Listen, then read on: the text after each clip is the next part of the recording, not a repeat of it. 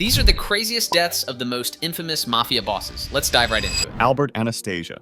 On the morning of October 25, 1957, Albert Anastasia walked into the barber shop of the Park Sheraton Hotel in Manhattan. He sat in the chair, but moments later, two masked men rushed inside. They pushed the barber aside and started shooting. Confused, Anastasia jumped forward and tried to attack what he thought were his killers, but he was only striking at their reflections in the mirror. The gunman kept firing until he collapsed dead on the floor. He was one of the suspected Joe the Boss's shooters, and the co-founder and leader of Murder, Inc., the Mafia's group of killers. His nickname was the Lord High Executioner, and he controlled much of New York's waterfront, and later became boss of what would be called the Gambino crime family. But he was seen as reckless and unstable. Rumors spread that Anastasia was selling Mafia memberships for money, and his large gambling debts made him seem even more unpredictable. Also, his allies, such as Vito Genovese, which we'll talk about later on, wanted his power. His underboss, Carlo Gambino, quietly joined Genovese, agreeing to take over once Anastasia was removed. That October morning in 1957, the plan was carried out. Yeah, honestly, this is how you'd expect a mob boss to go out. No cinematic slow-mo, no opera playing in the background, just a guy getting a haircut and catching bullets mid-trim. What's wild, though, is that this moment literally birthed the Gambino dynasty. The boring part? It's the Mafia's most realistic ending. Paranoia, betrayal, and dying in front of a mirror you mistook for your killer. Classic mob poetry, just less Hollywood. Joe the Boss.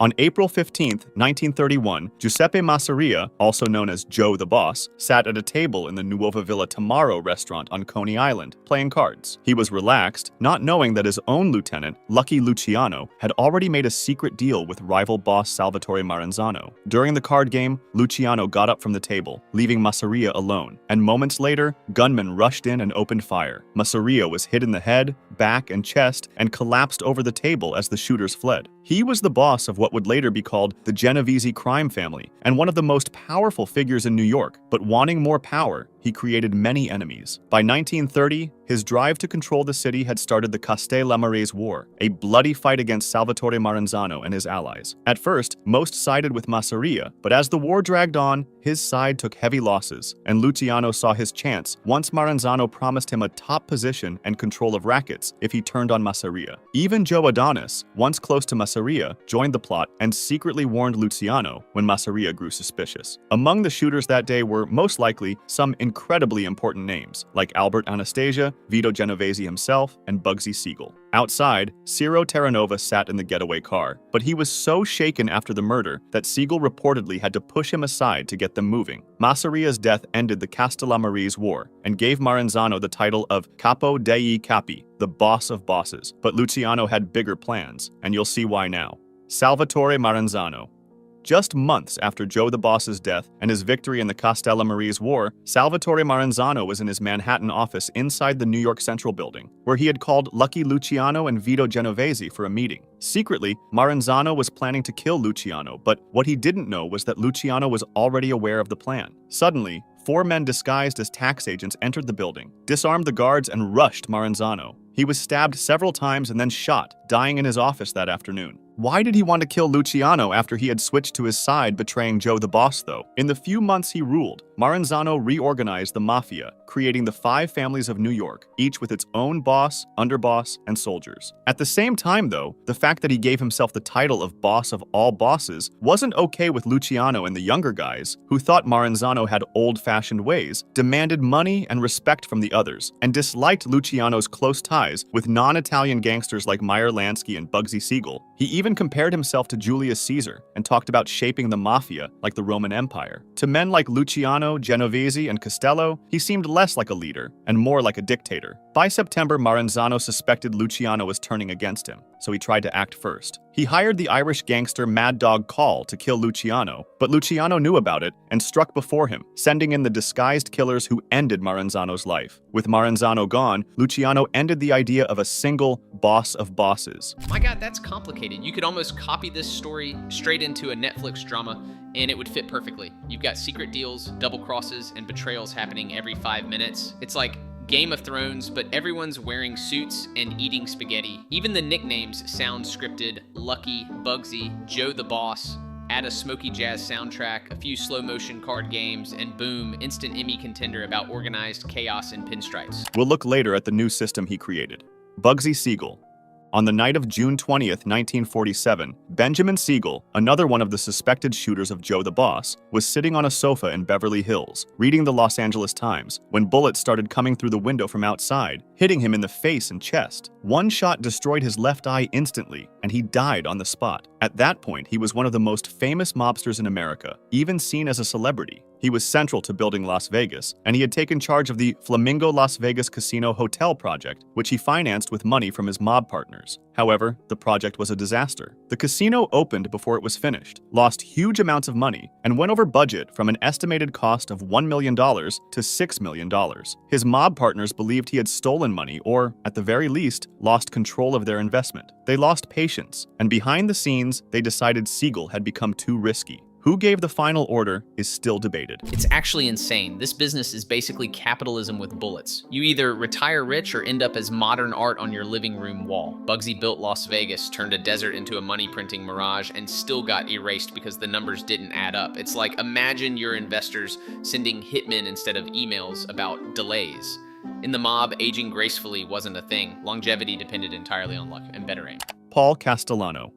On the evening of December 16, 1985, outside Sparks Steakhouse in Manhattan, Paul Castellano, the boss of the Gambino crime family, one of the most powerful mafia groups in America, stepped out of his car. Suddenly, gunmen rushed him and opened fire. He was hit several times before he could react, and his newly chosen underboss, Thomas Bilotti, who had been driving the car, was killed right beside him. Across the street, John Gotti, another well-known mafia guy, sat in a car, watching to make sure the killing was carried out. What led to all of this is an interesting story. Castellano ran the family more like a businessman than a street gangster, but many of his men thought he was greedy and too detached from everyday street life. Resentment grew inside the family when he refused to allow drug dealing, which had been a big source of revenue. Then, the FBI bugged Castellano's mansion, leading to federal charges, and in December 1985, his longtime underboss Agnello Della Croce died. Castellano didn't attend the wake, which angered the Manhattan faction. Soon after, he named Bilotti as the new underboss, a decision few respected. He also hinted that he might break up John Gotti's crew, which for Gotti meant that if he didn't act first, his own life and power were at risk. All of this led to Gotti's hit at Sparks Steakhouse, carried out in front of busy evening crowds. Only weeks later, John Gotti became the new boss of the Gambino family. Actually, the deaths aren't that spectacular so far. Always the same setup. Fancy restaurant, sudden ambush,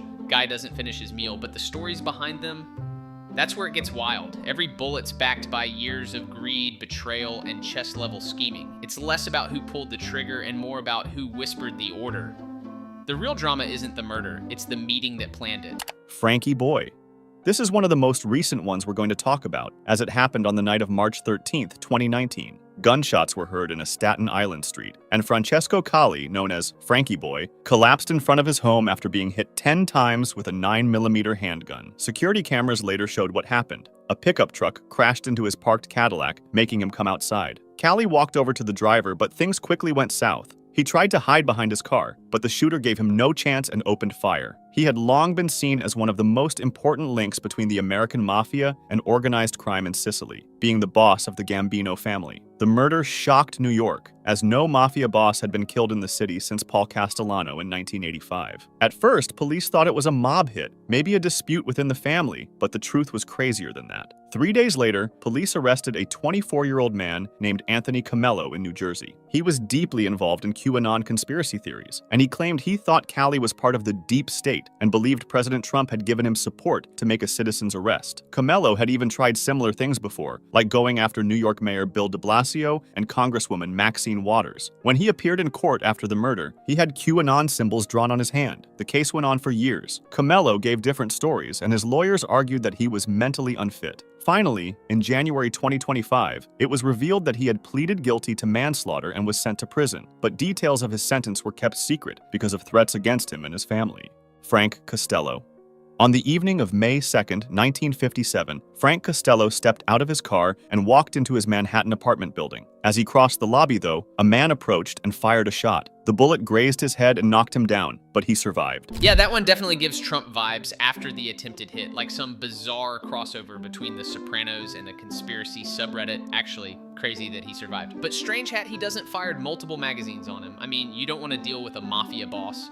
who survived your attack. The shooter was Vincent Gigante, acting on orders from Vito Genovese. Costello lived, but the message that his time as boss was finished was clear. Within days, he stepped aside and Vito Genovese took control of the family. Costello was a close ally of Lucky Luciano, Meyer Lansky, and Bugsy Siegel, building his wealth during Prohibition. And he became famous for mixing crime with politics, which is why he was nicknamed the Prime Minister of the Underworld. He influenced Tammany Hall politicians, judges, and police. His decline started in the 50s, when he was investigated during the Kefauver hearings, where millions saw him nervously fidgeting on live television. He was convicted of tax evasion and contempt of Congress, spending years in and out of prison, so his grip on the Luciano family weakened, and Genovese saw his chance. After retiring, he still held some influence, with leaders like Carlo Gambino and Tommy Lucchese visiting him for advice. On February 18, 1973, at the age of 82, he suffered a heart attack at home and died in a Manhattan hospital. Carlo Gambino. Gambino was one of the most important mob bosses of all time. Since after Albert Anastasia was murdered in 1957, he took control of the family that would forever carry his name. By the 1960s, he dominated the commission, guiding not just his own men, but much of the American Mafia itself. Under his rule, the Gambino family became the largest of New York's 5 families, controlling ports, trucking, unions, and rackets at JFK Airport. Unlike flashier bosses, Gambino avoided attention and rarely saw prison. His only sentence was 22 months for tax evasion back in the 1930s. On October 15, 1976, the 74-year-old mob boss had spent the evening watching the New York Yankees win the American League pennant on TV, but hours later, the heart disease that had troubled him for years took his life. Instead of handing power to his underboss Agnello Della Croce, he chose his brother-in-law Paul Castellano as successor. That decision split the family and set the stage for Castellano's assassination, which we previously explained in 1985. That's actually crazy. Gambino honestly got the peaceful ending DLC no other mob boss unlocked. Dude built an empire, outsmarted everyone, stayed off the radar, and then just watched a Yankees game and logged out naturally. No bullets, no steakhouse drama, no FBI shootouts, just quiet dominance till the credits rolled. It's almost poetic. While everyone else died proving their power, Gambino proved his by not needing to. John Gotti. After eliminating Castellano in 1985, he became the boss of the Gambino family and showed his peculiar personality. Unlike earlier bosses, he loved attention. He wore expensive suits, smiled for the cameras, and earned the nickname the Dapper Don. However, having a high profile comes with its risks, and the FBI started gathering evidence on him. In 1991, his underboss, Salvatore "Sammy the Bull" Gravano, turned on him, and his testimony combined with secret recordings sealed Gotti's fate. In 1992, he was convicted of 5 murders, racketeering, loan sharking, tax evasion, and more. He was sentenced to life in prison with no chance of parole, and from then on, he spent nearly all of his time in isolation. By the late 1990s, his power was gone. His son and brother tried to run the family in his name, but prosecutions and informants crippled the Gambinos. At the same time, Gotti's health broke down. Cancer spread, and by 2002, he was too weak to fight it. At the age of 61 on June 10, 2002, he died from throat cancer. His funeral was pretty symbolic. About 300 people followed the procession, but no representatives from the other New York families came. The Gambino family he once ruled was divided and weakened, and many saw his death as the start of the Mafia's decline in America. Fun fact, if you think the US was peak Mafia territory, think again. Mexico, Brazil, and Italy top the global charts for organized crime. Italy's still got its OGs, the Sicilian Cosa Nostra, the Neapolitan Camorra, and the Calabrian 'Ndrangheta, which secretly runs half of Europe's cocaine trade. Meanwhile, Mexico's cartels operate like full-blown corporations, and Brazil's Primeiro Comando de Capital controls prisons and politics. Basically, the mob went global, just with better Wi-Fi and worse PR. Vito Genovese.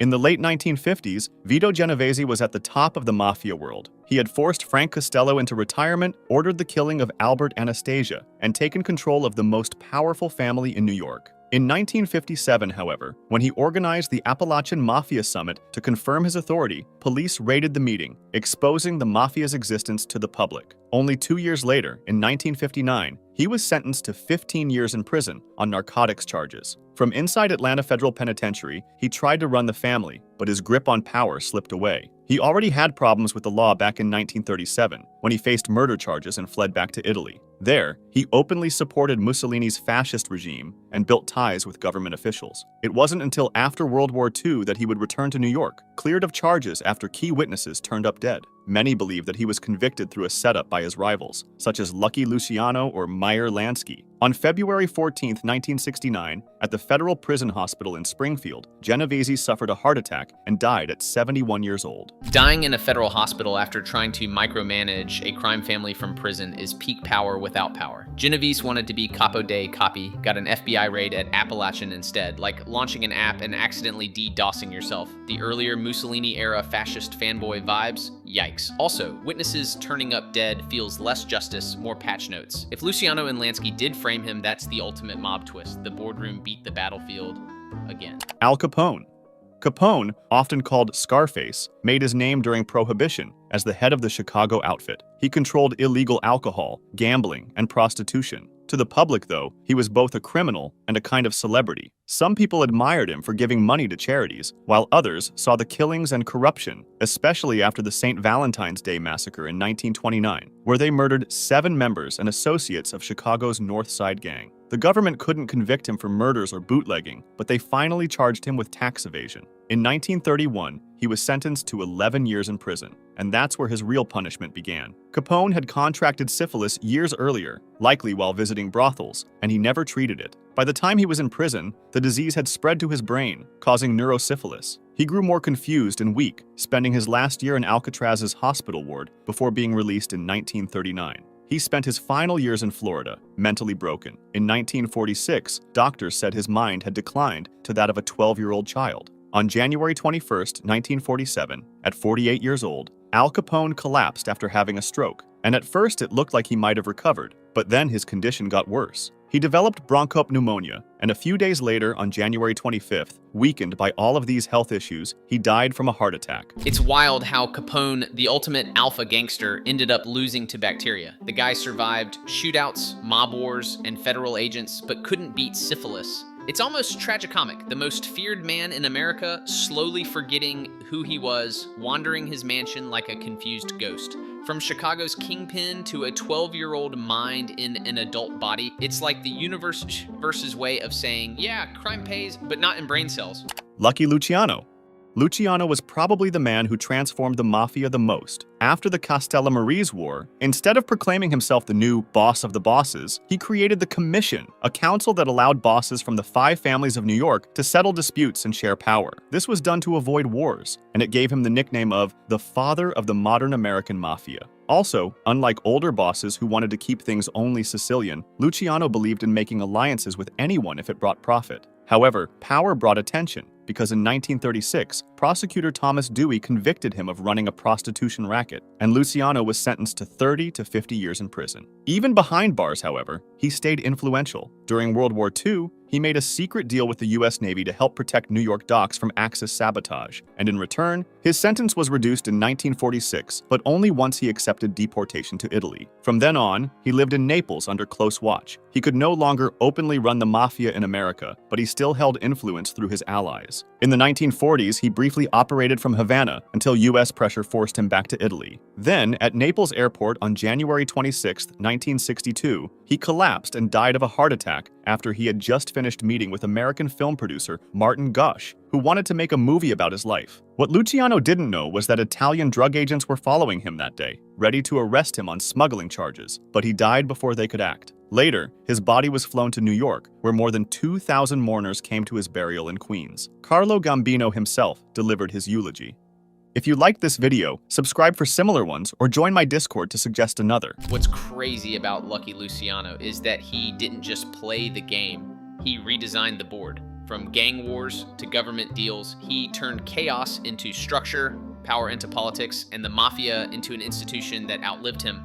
His death at the airport almost felt cinematic. Meeting a film producer about his life while being tailed by the police, the man literally died mid-plot twist. The Paint Explainer did an amazing job with this video. The link's down in the description if you want to check it out. Next time, let's just say things get darker, stranger, and a bit more unpredictable. Stay nerdy.